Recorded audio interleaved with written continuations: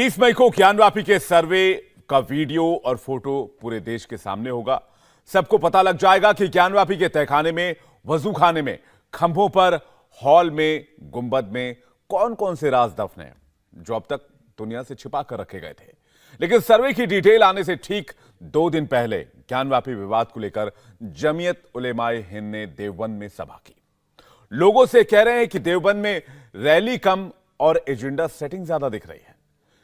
Rally में जमीयत उलेमाए हिंद के अध्यक्ष मौलाना महमूद मदनी भावुक हो गए, आंसू टपकाने लगे, दिल भी रोया, डरे भी और डराने की कोशिश भी हुई।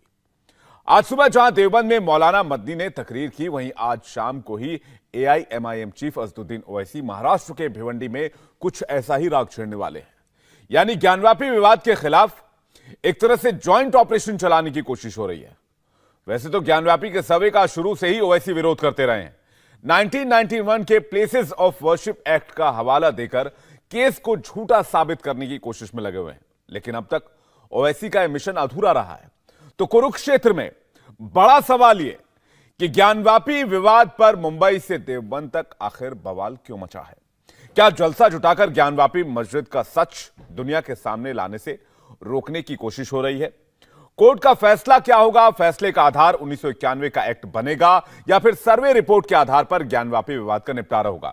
ऐसे कई सवाल हैं जिनका जवाब अभी कोई नहीं दे सकता है। मामला विचाराधीन अदालत में है, लेकिन मस्जिद छिन जाने का डर दिखाने में अभी से लोग जुट गए हैं। आज की चर्चा शुरू करें उससे पहले आपको सुनाते हैं देवबंद में मौलाना मदनी ने इशारों इशारों में किन किन लोगों पर हमला बोला। खामोशी सब्र का इम्तिहान है। वो चाहते क्या है, उनका एक्शन प्लान क्या है?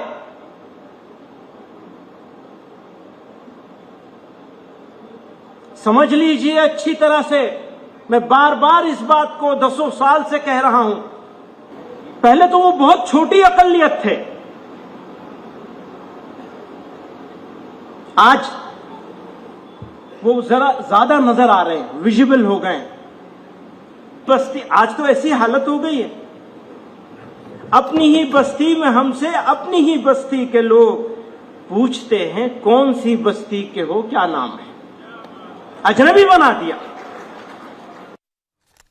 और मेहमानों का एक बड़ा पैनल हमारे साथ जुड़ गया है। हरिशंकर जैन वकील है, हिंदू पक्ष के मामले को पेश कर रहे हैं ज्ञानवापी मामले में। स्वागत है आपका हरिशंकर जैन जी। हमारे साथ तस्लीम रहमानी जुड़ गए, प्रेसिडेंट हैं एमपीसीआई के, और वो भी लगातार इस मामले में मुखर रहे हैं। इसके अलावा कुछ और मेहमान जुड़ेंगे, उनका नाम आपको बता दूं, जैसे जुड़ेंगे परिचय भी करवाएंगे। के शर्मा स्पोक पर्सन बीजेपी, संगीत रागी पॉलिटिकल एनालिस्ट हमारे साथ होंगे, और Danish Qureshi political analyst AIMIM के नेता भी हैं, वो भी हमारे साथ जुड़ेंगे। तो सबसे पहले मैं रहमानी साहब आप ही के साथ शुरू करना चाहूंगा। कश्मीर से लेकर कन्याकुमारी तक और देवबंद से लेकर भिवंडी तक भाषा, लहजा सब कुछ एक जैसा ही है। यह संयोग है या प्रयोग है?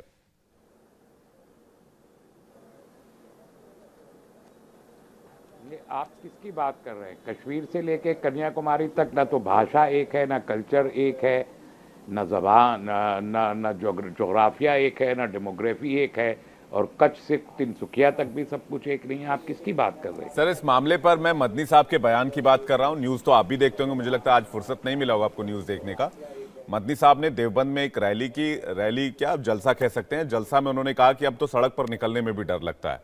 ओवैसी भी कुछ यही जबान बोलते हैं। मैं कह रहा हूं कि देश के कोने कोने में इस तरह की भाषा जो इस्तेमाल की जा रही है, मैंने आपको तफसील से अपना सवाल बताया। मुझे लगता है चूंकि आज आप हो सकता है खबरों से दूर रहे हो, सवाल मेरा ये संयोग है या प्रयोग है?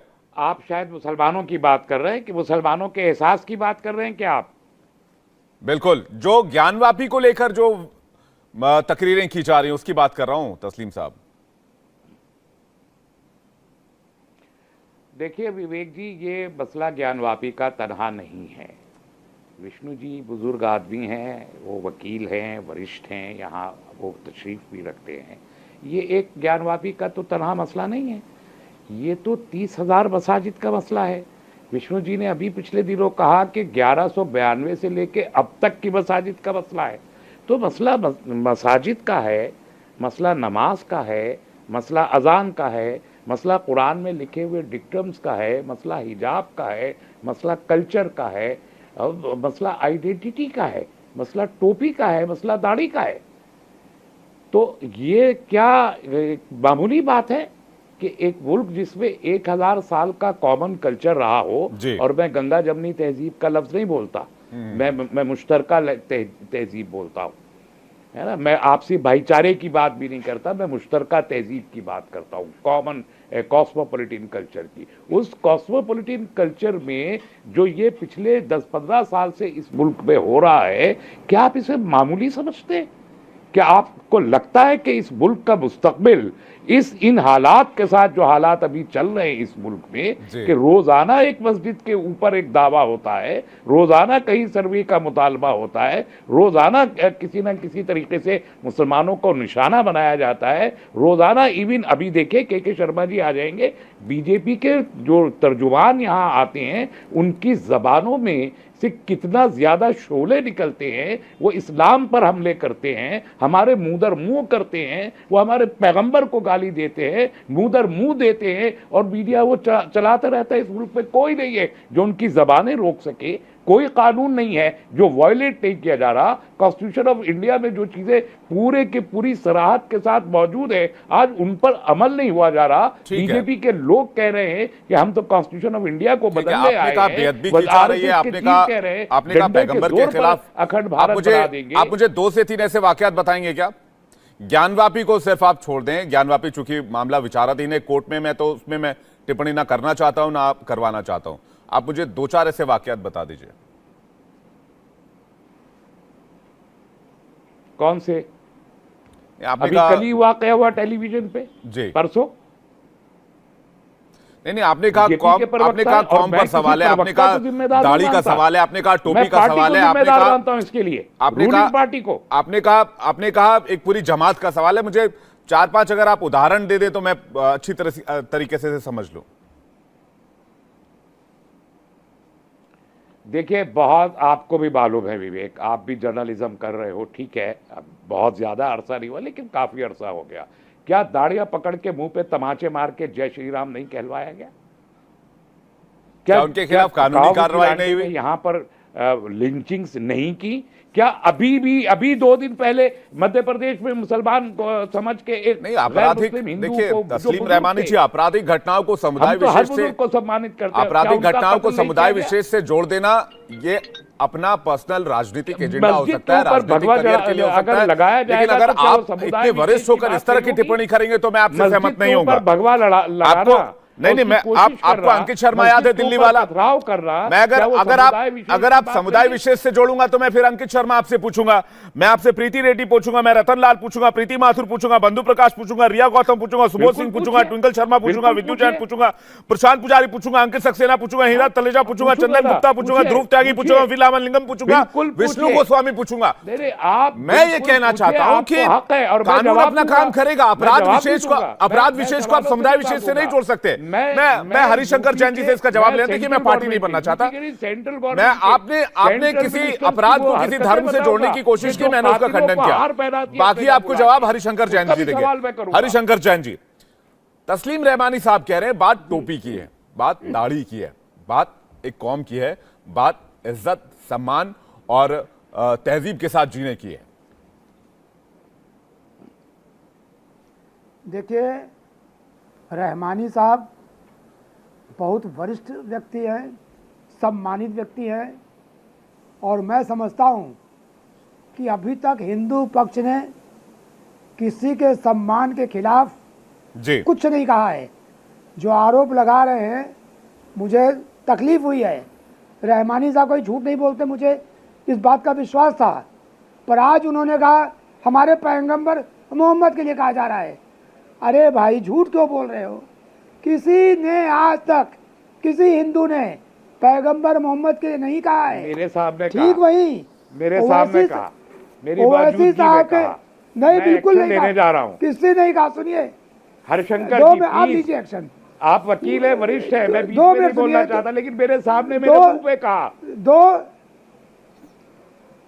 2 मिनट आप मेरी बात सुनिए। आप सही कह रहे हैं, मैं झूठ नहीं बोलता। ओवैसी जी के, चाहे मेरे खिलाफ हो, मैं झूठ नहीं बोलता, ओवैसी राजनीति जी में भी नहीं बोलता, टेलीविजन पे भी नहीं आप बोलता। बात देखिए, आप डिस्टर्ब मत कीजिए।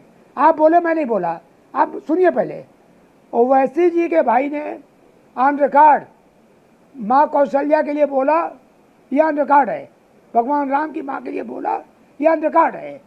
हम लोग हिंदू कभी भी किसी पैगंबर के खिलाफ, किसी भी धार्मिक व्यक्ति के खिलाफ पर्सनली नहीं बोलते। रही बात जो हिंदू मंदिर हैं उनको वापस लेने का, जो कभी पूर्व काल में मुस्लिम शासकों ने ले लिया था, उसको वापस लेने का, उसके लिए कानूनी फाइट करने का, उसके लिए संविधान के अंतर्गत अपनी बात कहने का हक हासिल है। आप इस अधिकार से हमको मनसूख नहीं कर सकते हैं। और ये नहीं हो सकता कि आप सीए के लिए सड़क रोक ले, संसद का बनाया कानून आप प्रोटेस्ट करके वापस करवाएं और कोशिश करें, और हम कोर्ट में जाके अपनी बात नहीं कह सकते। ये कैसा न्याय है? ये तो अन्याय है। ये तो साफ बिल्कुल, साफ जी। अगर कहा जाए तो एक्स्ट्रा जुडिशियल एक्शन आप कर रहे हैं जी उसी तरह से जैसे गांव में होता है कि अगर आपने केस किया जी। हमारे एक्शन के खिलाफ तो हम गोली मार देंगे। आप ऐसा जी। करोगे तो हम आगे बच्चों को डालेंगे। ठीक है ऐसा नहीं हरिशंकर होता। जी, कुछ और मेहमान आप हमारे साथ जुड़ लोगों गए।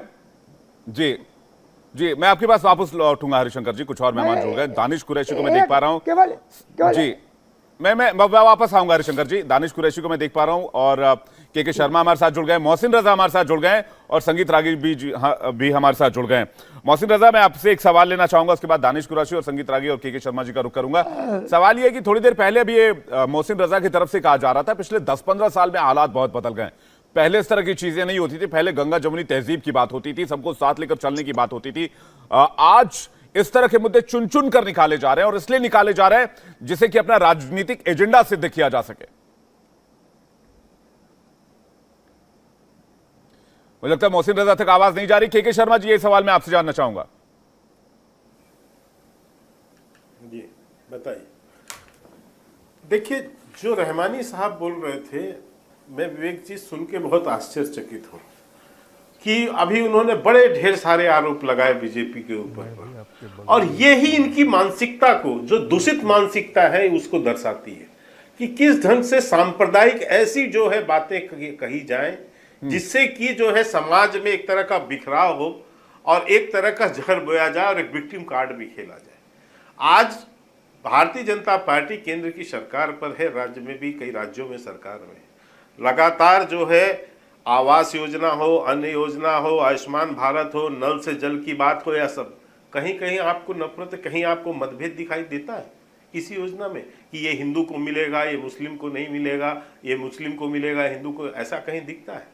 वास्तव में स्थिति क्या है? वास्तविक स्थिति ये है कि अभी तक इनकी आदतें जो बनी हुई थी वो इस प्रकार की थी कि संविधान के अनुसार से हमको अधिकार तो चाहिए संविधान के अनुसार, लेकिन जब कर्तव्य निभाने की बात आएगी तो ये हमारा सरिया आगे है, हमारे सरिये के हिसाब से फैसला होगा। जी, हमारा धर्म के अनुसार से सामान्य प्रकरण देख लीजिए आप, या और जितने भी प्रकरण है।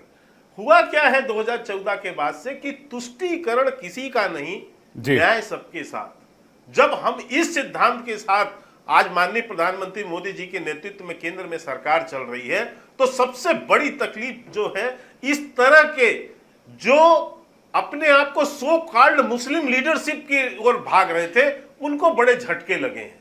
और उसके कारण से ये बैठ के, चाहे ये ओवैसी हो, चाहे ये रहमानी जी हो, ये सब जो है इसको एक तरह से माहौल को खराब करने के लिए किसी भी स्तर की बयानबाजी करने को तैयार है। ठीक है। कौन है जो आज हिंदुओं की भावना को ठुकराते हुए बोलता है कि मुगलों की शादियां किसके साथ हुई? जी, क्या इनकी जबान उस दिन बंद, उस दिन इनकी आलोचना क्यों नहीं होती है इनकी ओर से? दानिश कुरैशी, लेकिन ऐसा नहीं करेंगे क्योंकि इनको तुष्टीकरण का जो लत लगा है, वो तुष्टीकरण अब पूरी नहीं होगी। जलसा करके सरेआम दानिश कुरैशी हिंदुओं की भावनाओं को ठेस पहुंचाया जा सकता है, पैनल पे आरोप लगाया जा रहा है। और आपकी पार्टी में खासकर इस तरह के बयानात काफी ज्यादा सामने आते हैं और अभी इसकी चर्चा भी हुई। देखिए, के शर्मा जी की बात से मैं जरा भी सहमत नहीं हूँ। वरिष्ठ वकील जो हमारे जैन साहब बैठे हैं उन्होंने काफी बातें कही, लेकिन मैं के शर्मा साहब की बात करूं।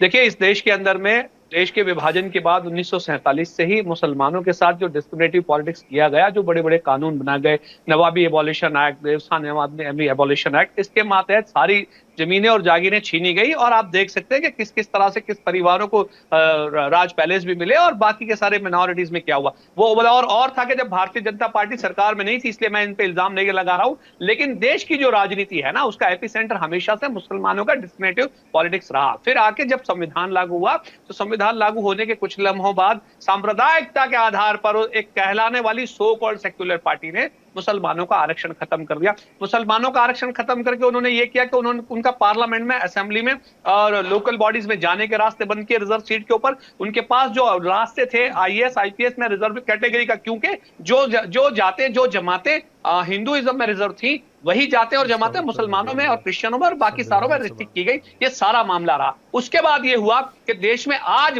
जैन साहब जो कह रहे हैं कि हम कानूनी याचिका, देखिए हुआ ये कि 1980 के दशक के बाद भारतीय जनता पार्टी और उसकी मदर ऑर्गेनाइजेशन आरएसएस ने इस देश में बाबरी मस्जिद के खिलाफ, किसके खिलाफ? बाबरी मस्जिद के खिलाफ आंदोलन चलाया। क्या बताइए वो कानूनन जायज था? क्या हुआ उसमें? हमने नहीं देखा। तो सवाल जो ये आ रहा है कि पिटीशन पे पिटीशन, पिटीशन पे पिटीशन, पिटीशन पे पिटीशन, उसमें कितनी बदनामी, कितनी नाहोशी हुई सारी दुनिया के अंदर में सबने देखा। उसके अंदर में आज तक किसी का कन्विक्शन नहीं आया कि किसने वो मस्जिद तोड़ी, किसी को सजा नहीं हुई। मतलब कानून के एतबार से देखा जाए तो सारे लोग बेगुनाह है, वो अपने आप मस्जिद ढह गई और उसके बाद एक हुक्म आ गया। सुने, अब मुझे खत्म कर लेने दीजिए, उसके बाद समुदाय विशेष को भड़काएंगे। एक 10 सेकंड और सुन तो लीजिए। अब प्रॉब्लम यही है आपका। तो आपने डिस्क्रिमिनेटिव पॉलिटिक्स करके यहां तक लाके खड़ा कर दिया, और अब आप जब कानून की बात करके किसी की धार्मिक स्थानों को छीनने की बात करेंगे, एक पार्लियामेंट में बना हुआ कानून को नजरअंदाज करने के बाद, तो आप बताइएगा कि फिर मतलब अगर उसकी कम्युनिटी के लीडर्स भी नहीं बोलेंगे तो फिर होगा क्या? बोलने की आजादी है, नहीं आग लगाने की आजादी थोड़ी मिलेगी।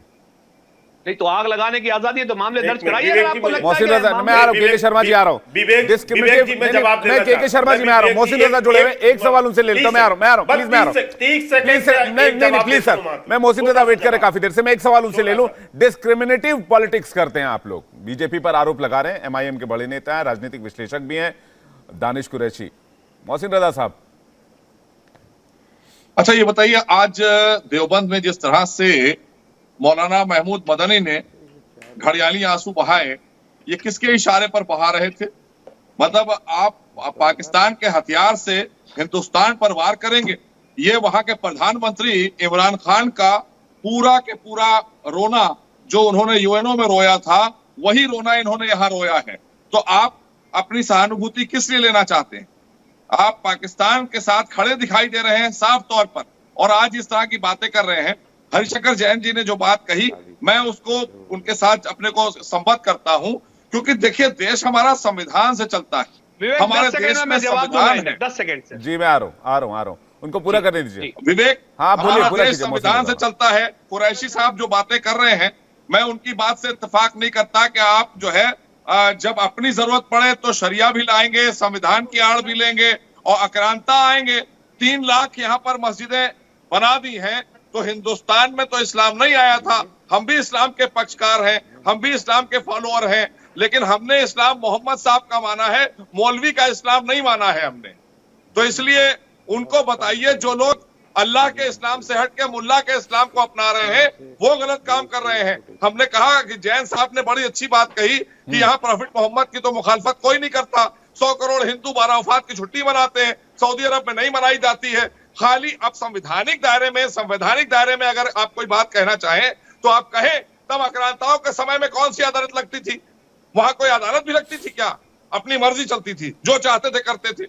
आज संविधान है, आप भी जाइए अपनी बात कहिए और संविधान से निर्णय मिल जाए, उस निर्णय को स्वीकार करिए। ठीक है, संविधान के निर्णय, कोर्ट के निर्णय को स्वीकार करना चाहिए और संविधान के मुताबिक चलना चाहिए, मोहसिन रजा कह रहे हैं। मैं दानिश कुरैशी आपके पास आ रहा हूं, संगीत रागी जी से एक रिएक्शन ले लूं क्योंकि काफी देर से वेट कर रहे हैं। संगीत रागी जी, दानिश कुरैशी कई सारी बातों को डिस्कस कर रहे थे, कह रहे थे आरक्षण खत्म किया गया, कह रहे थे कि मुसलमानों के खिलाफ विशेष करके इस तरह की कई सारे जो एक्ट्स थे वहां पे उनको हटाए गए, उनके जमीनें ली गई और वापस कर दी गई उन लोगों को जिन लोगों की थी। तो ये इस पहलू पर एक बार आप जरा प्रकाश डालिए। विवेक, संविधान सभा में बहस आई थी और कई लोगों ने मुस्लिम पक्ष ने आरक्षण मांगा था, तब सरदार पटेल की एक बहुत कटु टिप्पणी थी जिसे सभी को आज के भी आपके दर्शकों के लिए भी बता देना चाहता हूँ। उन्होंने कहा कि यू कैनॉट राइड 2 हॉर्सेस, आप 2 घोड़े की सवारी नहीं कर सकते हैं। Pakistan has already been given to you. यदि आपको यहाँ पर नहीं रहना है, इस स्थिति में नहीं रहनी है, तो आपके लिए पाकिस्तान है, आप जाइए ना, पाकिस्तान जाइए। आपने पाकिस्तान के पक्ष में मतदान किया था। दूसरी बात, उन्होंने एक और बहुत गंभीर टिप्पणी कही थी कि जो माइनॉरिटी देश का विभाजन थोप दे वो माइनॉरिटी कमज़ोर नहीं है। उसे कमज़ोर करने की, उसे कमज़ोर सोचने की हमने बहुत बड़ी भूल की है। तीसरी बात, देवबंद पर मैं आना चाहता हूं।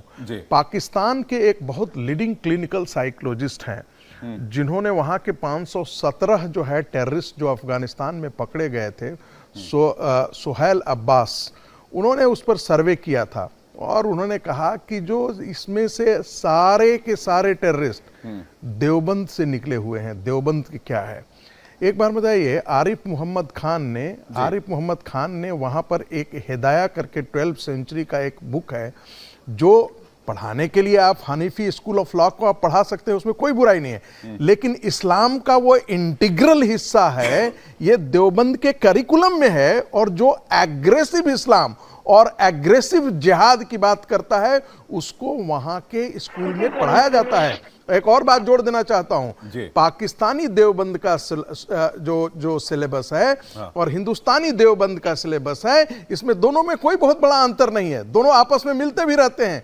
और एक बात और जानकारी दे दूं कि अफगानिस्तान बॉर्डर के उस साइड और इस साइड, दोनों साइड देवबंद के मदरसे हैं जो तालिबान पैदा किया है, जैसे मोहम्मद पैदा करते हैं, हिजबुल मुजाहिदीन पैदा करते हैं। और आरिफ मोहम्मद खान ने क्वेश्चन किया था, इसलिए मैं आज की जो सभा थी वो जमीयत उलेमा हिंद की थी। विवेक जी जल्दी मुझे एक ब्रेक लेना है। विवेक जी मैं मेरे माइंड में बहुत क्लैरिटी है। रहमानी साहब आ रहा हूं, रहमानी साहब एक करके मैं आ रहा हूं। हाँ, देखिए मेरे माइंड में बहुत क्लैरिटी है। दुनिया के इस्लाम में जहां भी इस्लाम बहुल है वहां पर माइनॉरिटी नहीं होती है, वहां शरिया ही चलता है। इसलिए इस देश में जब मुसलमानों की जनसंख्या जहां जहां बढ़ती जाएगी, डेमोक्रेसी के लिए स्पेस उतना ही कम होता जाएगा। इसलिए भगवान के लिए सवाल इस चीज बिल्कुल संगीत रागी जी, सवाल दानिश कुरैशी से मैं इसका जवाब लूंगा। सवाल यह है कि जब मामला अदालत में विचाराधीन है, वहां पर वकील भी हैं, वहां पर बड़े बड़े लॉयर्स हैं, दोनों पक्षों की तरफ से वकील पेश हो रहे हैं, जज भी हैं जो इस मामले को सुन रहे हैं, जो कानून के विशेषज्ञ हैं, तो फिर इस तरह की सभा करके, इस तरह की तकरीर करके ऐसा क्यों ना कहा जाए कि भड़काने का काम किया जा रहा है। तो कुरुक्षेत्र में बहस लगातार जारी है। आज अगर हम उत्तर प्रदेश की बात करें तो देवबंद में आज महमूद मदनी ने, जमीयत उलेमा हिंद के जो चीफ है, उन्होंने कहा कि जो इस वक्त देश में चल रहा है वो ठीक नहीं है, देश को विभाजित करने वाली स्थिति है। और साफ तौर पर उन्होंने कहा कि ऐसी चीजों का विरोध किया जाना चाहिए और मुसलमानों के खिलाफ खासकर मुहिम चलाई जा रही है। इसी बात पर दानिश कुरैशी कुछ रिएक्ट करना चाह रहे थे, लेकिन तस्लीम रहमानी साहब से कनेक्शन लगता है शायद उनका कटा है। तस्लीम रहमानी साहब से हम सवाल कर लेते हैं। तस्लीम रहमानी साहब, ये जो बयान दिया गया ओवैसी की तरफ से या फिर आज मदनी की तरफ से कि मुसलमानों को खासकर परेशान करने की कोशिश की जा रही है, वो सड़क पर निकल नहीं सकते, बात नहीं कर सकते, राह नहीं चल सकते, इसका मतलब क्या है? ये तो खासकर ये लग रहा है कि सिंपैथी लेने की कोशिश की जा रही है, इमोशनल अत्याचार है और एक तरह से एक आग सुलगाने की कोशिश की जा रही है। नहीं, मेरा ख्याल है कि जो अभी के शर्मा जी ने यहाँ फरमाया और जो संगीत रागी जी फरमा रहे थे, उनकी बातों पे मैं थोड़ा सा एक रिएक्ट करूंगा तो समझ में आ जाएगा कि महमूद मदनी जो बात कह रहे थे वो उसका पस मंजर यही था कि जो ये लोग कहते रहते और आज भी कह रहे हैं। संगीत रागी जी, हमारे के शर्मा जी ने कहा कि ये तो शरिया के जरिए चाहते हैं सब कुछ। अब ये देश चल रहा है कॉन्स्टिट्यूशन ऑफ इंडिया से, अंडर आर्टिकल 25 सब धर्मों के लोगों को ये इजाजत है कि अपने धर्म का पालन करें। बिल्कुल, ये सही बात, इस पर मैं जाऊंगा, आप सही कह रहे हैं। कोड बिल आ गया, इसी तरह मुसलमानों के लिए शरिया एप्लीकेशन एक्ट आ गया। किसी ने दावा नहीं किया कि हम यहाँ शरिया चाहते हैं। मुसलमानों पर शरिया एप्लीकेशन एक्ट उनके पर्सनल लॉ के सिलसिले में नाफिज है और हिंदुओं पे हिंदू कोड बिल के जरिए नाफिज है और धर्म के लोगों पर भी ऐसे नाफिज है। कोई नहीं चाहता शरिया एप्लीकेशन, शरिया से देश चले, कॉन्स्टिट्यूशन से सब चाहते हैं। ये प्रोपेगेंडा ये करते हैं। अब संगीत रागी जी क्या फरमा रहे हैं कि एक देवबंद है, उसको पाकिस्तान में, पाकिस्तान इतना भैया हवा क्यों बनाए रहते हैं? पाकिस्तान पाकिस्तान पाकिस्तान। आप फिर उसको आपने तालिबान से जोड़ दिया। अरे मैं कहता हूं अमेरिका में भी यही किताबें पढ़ाई जाती हैं, और हमारी बेसिक किताब है कुरान। कुरान तो सारी दुनिया में पढ़ाया जाता है, कोई टेररिस्ट हो, कोई नॉन टेररिस्ट हो, कोई सॉफ्टवादी हो, कोई हार्डवादी हो, कोई भी हो, और कुरान दुनिया की वो अकेली किताब है जिसके करोड़ों किताबों में उसकी वो की गई कमेंट्रीज की गई हैं, तब भी पूरी नहीं हुई। दुनिया की कोई लाइब्रेरी नहीं है जिसमें कुरान पर कमेंट्रीज मौजूद था। उससे डर लग रहा है संगीत रागी को, और उसको बदनाम करना चाहते हैं संगीत रागी जैसे लोग। तो अगर मैंने शुरू में यही बात कही, मेरे कुरान से आप डर रहे हैं और उसको बदनाम कर रहे हैं, मेरी नमाज को कर रहे हैं, मेरी अजान को कर रहे हैं, मेरे हिजाब को कर रहे हैं, मेरे कल्चर को कर रहे हैं, मेरी जबान को कर रहे हैं, अभी कहा मेरे मदरसे को कर रहे हैं।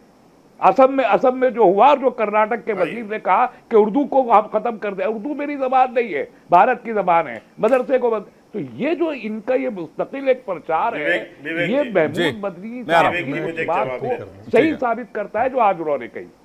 मैं एक संगीत रागी जी एक रिएक्शन के शर्मा जी से लूंगा।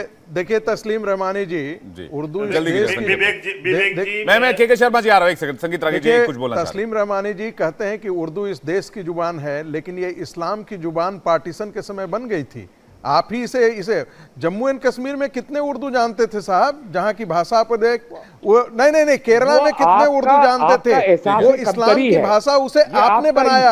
इस्लाम की आइडेंटिटी की लड़ाई आपने लड़ा, ईमान की लड़ाई आपने लड़ा। ये आपको सोचने की जरूरत है। के शर्मा जी कुछ कह रहे हैं। दुनिया के सारे कंट्री के शर्मा जी कुछ कह रहे हैं वहाँ टेररिस्ट संगीत रागी जी एक एक करके। हाँ के शर्मा जी सर एक रिएक्शन लेना, सर एक रिएक्शन लेना। के शर्मा जी, रहमानी जी एक सेकंड आ रहा हूँ। देखिए विवेक जी, मैंने ये बात क्यों बोली?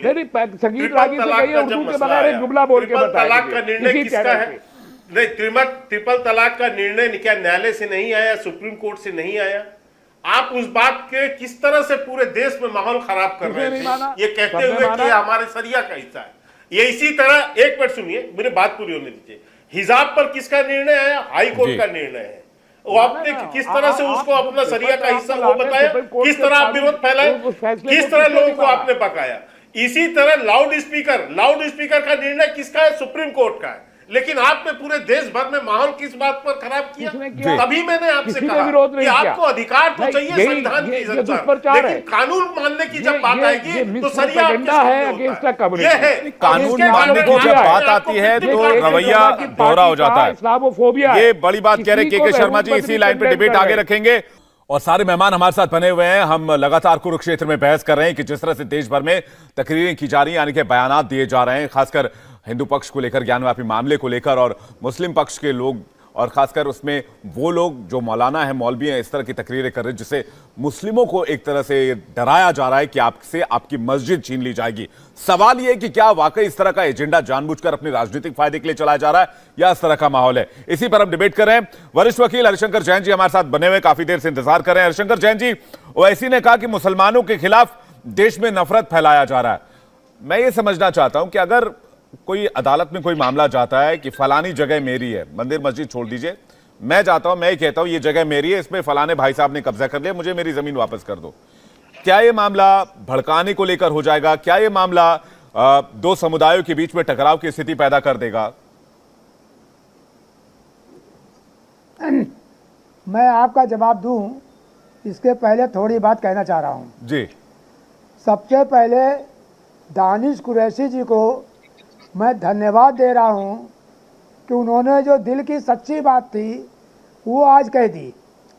और जो दानिश जी ने कहा है वो हर मुस्लिम का दर्द है कि ज़मींदारी क्यों ख़त्म हुई, आरक्षण क्यों ख़त्म हुआ, संविधान में क्यों नहीं आया, क्यों नहीं ये भारत दूसरा पाकिस्तान बन गया। ये दर्द जो है, जो आपने सवाल पूछा है, उसी का जवाब है। आज वो इस्लामिक पद्धति, जब आप जजिया लगाते थे, हिंदुओं पर अत्याचार करते थे और हिंदुओं को जीने नहीं देते थे, मंदिर तोड़ देते थे, और जब जो मन आता था करते थे, जिसके घर की औरत मन होता उठा लेते थे। वो जो जातियाँ थी उन पर ब्रेक लग गया कॉन्स्टिट्यूशन आने के बाद जी। आपका दर्द ये है, आपने पहले बड़े कायदे से पाकिस्तान लिया कि साहब हम पाकिस्तान ले रहे हैं, हम हिंदुओं के साथ नहीं रह सकते। जिन्होंने कहा कि हिंदू मुसलमान साथ नहीं रह सकते, सही है। आज जिनको जाना था चले गए, अब जो लोग यहाँ हैं उनकी प्रतिबद्धता हिंदुस्तान की जमीन से, हिंदुस्तान के जो कल्चर है उससे है। जी, मुझे ताजुब है कि संवैधानिक व्यवस्था में अगर आप जी रहे हैं और न्यायालय संवैधानिक व्यवस्था का एक पार्ट है, कोई आ सकता है। आपने सीए का कानून लागू ना हो, क्यों जो अत्याचार हिंदुओं पर हो रहा है पाकिस्तान में, बांग्लादेश में, अफगानिस्तान में, उनको न्याय न मिले। हम मानवता के साथ नहीं है। आपका नहीं ये बयान, रोहिंग्या जी मुसलमान- बयान दिए जा रहे हैं। तो आप भी नहीं जी, लागू महमूद करते मदनी ने कहा, रहे। रहमानी साहब मैं आ रहा हूँ, रहमानी साहब मैं आ रहा हूँ, 1991 का लागू नहीं होने रहमानी दे साहब मैं रहे, रहमानी साहब मैं आ रहा हूँ, रहमानी साहब अभी के मामलों पे चर्चा करते हैं। मैं आ रहा हूँ आपके पास। मैं ये लाइन थोड़ा समझना चाहता हूँ। सब्र का इम्तिहान लिया जा रहा है, इसका मतलब क्या होता है? मैं दानिश कुरैशी, हरिशंकर जैन जी मैं आ रहा हूँ। एक लाइन जो ये बयान दिया गया है, इसी ये हरिशंकर जैन जी के जवाब से ही जुड़ा हुआ है। सब्र का इम्तिहान चाहते हैं क्या दानिश कुरैशी जी?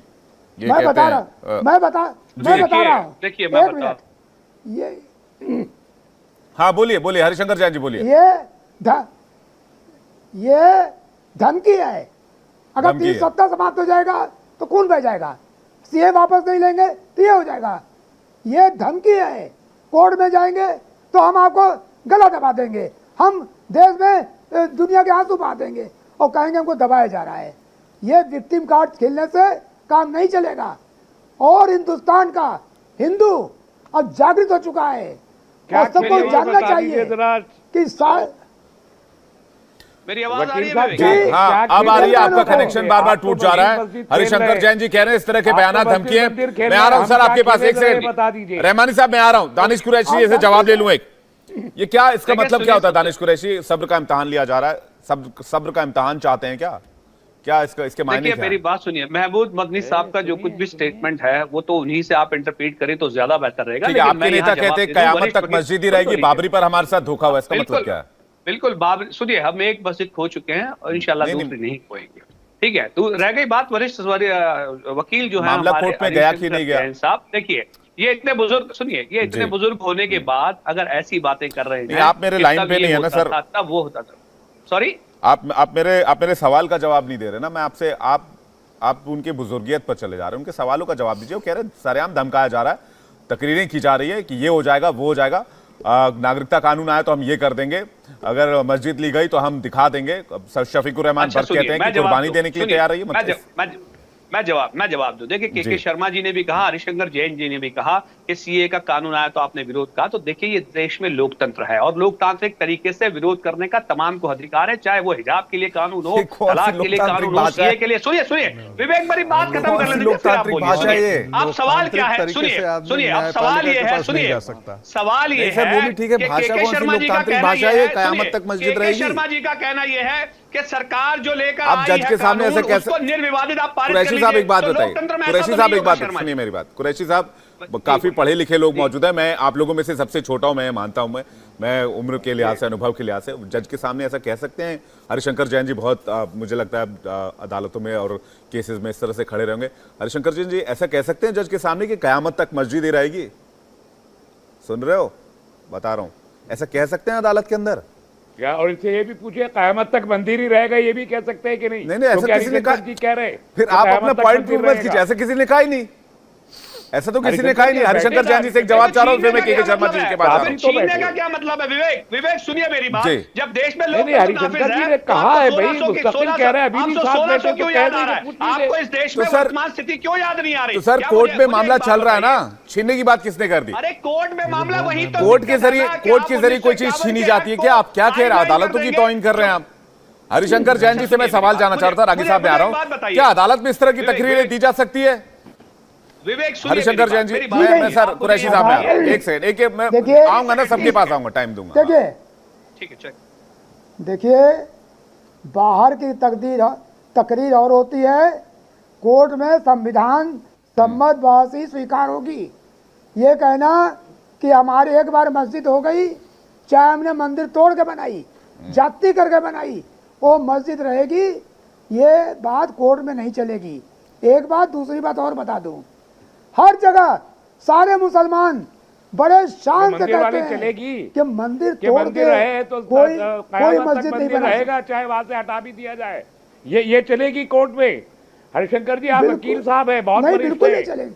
आप बताइए क्या ये चलेगी कि मंदिर था मैंने तो कयामत तक, प्रलय तक मंदिर ही रहेगा, भले ही वहां से सर मूर्तियां हटा दी ऐसा तो किसी ने कहा ही नहीं है, ऐसा किसी ने कहा ही नहीं है। ये बताइए, मंदिर अरे भाई साहब, जिन्होंने बयान दिया है कुरैशी साहब, वो इस देश की संसद के सदस्य हरिशंकर जी हैं। ने कहा है, किसी और ने एक नहीं देश कहा। के हरिशंकर संसद जी का ने कहा है। सदस्य ऐसा कह रहा है। आप समझ रहे हैं बात की गंभीरता को? आप गंभीरता समझ रहे हैं कि नहीं समझ रहे हैं?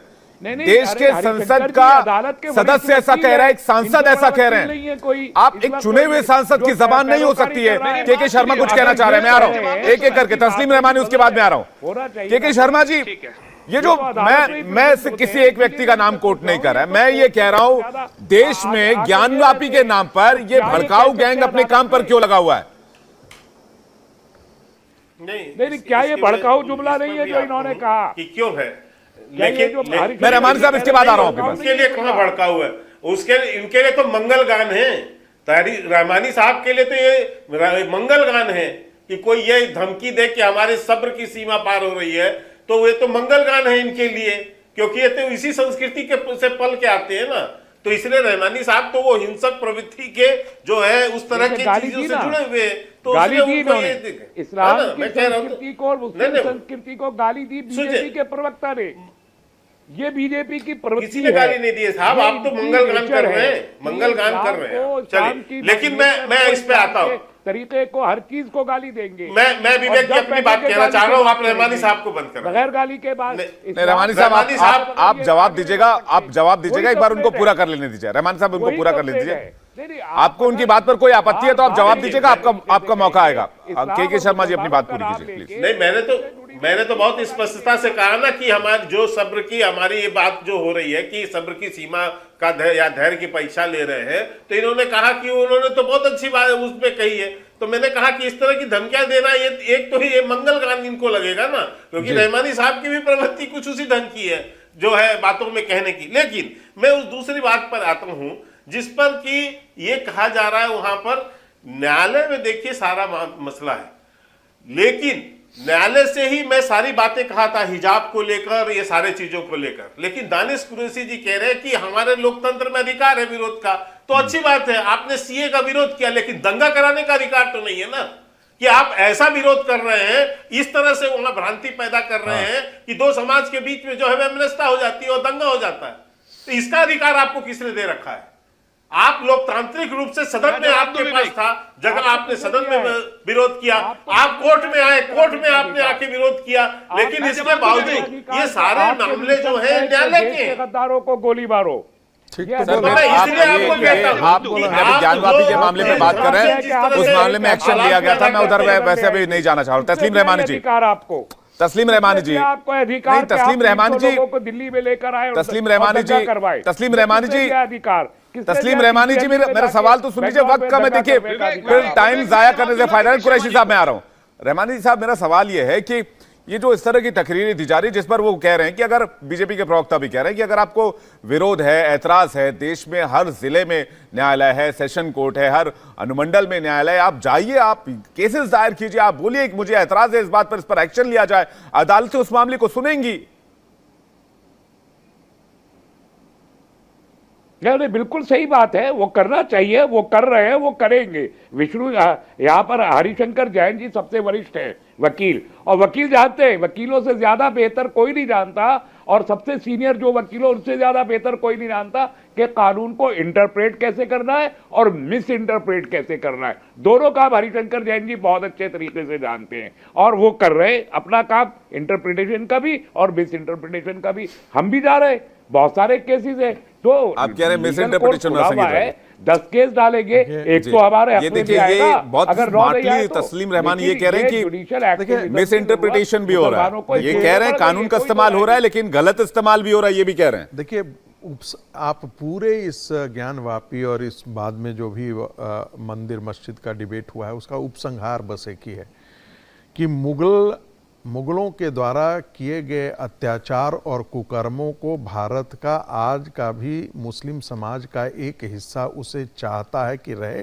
क्योंकि उसमें वह अपने आप को गौरवान्वित महसूस करता है। वो ये समझता है देखिए, कि चार लफ्ज़ ऐसा उर्दू बोल हमारे चुके हैं। पूर्वजों ने चार ऐसा लफ्ज़ किया उर्दू है, बोल चुके हैं ये। एक ही जुमले में। हमारे पूर्वजों ने और ये ऐसा कहते किया हैं है। कि अपने उर्दू क्यों बोला, एतराज है उस पर। सर सैयद ने आप उर्दू में क्यों बोल रहे हैं? सर सैयद ने 1887 में लखनऊ में और मेरठ में दोनों जगह कहा कि ये हमारे, अरे ऐसा नहीं है, हम बोल करके आपको दिखा देंगे, हम बोल करके दिखा देंगे। उसमें सर सैयद ने कहा कि हम वो कौम है जिसकी तलवारों के डर से रूहें कांप जाती थी और हमने 600 साल तक इस देश पर शासन किया है। यही मानसिकता इन मुसलमानों की रही है और ये चाहते हैं कि ज्ञान वापी पर आप सोचिए, भगवान शंकर की मूर्ति में छेद करना, वहां पर कुल्ला करना, वहां पर पैर धोना, ये इस देश के हिंदुओं को अपमानित करने के अतिरिक्त और क्या हो सकता है? ये जानते हुए कि ये मंदिर जब तोड़ करके इंक्रोचमेंट हुआ था, जब अतिक्रमण हुआ था संगीत रागी, तब माफ कीजिएगा के शर्मा जी, वक्त कम है,